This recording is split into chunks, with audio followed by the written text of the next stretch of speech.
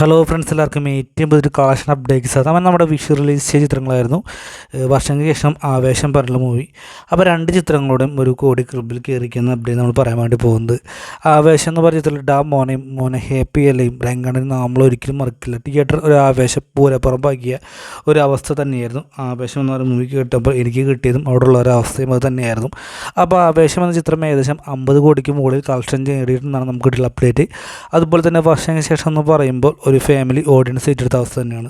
പ്രണവ് മോഹൻലാൽ, ധ്യാൻ ശ്രീനിവാസൻ, നിവിൻ പോളി, വിനീത് ശ്രീനിവാസൻ, ബേസിൽ Joseph, Sreejith തുടങ്ങിയവരൊക്കെ ഒന്നിക്കുന്ന movie തന്നെയായിരുന്നു വർഷങ്ങൾക്ക് ശേഷം എന്ന് പറഞ്ഞുള്ള മൂവി.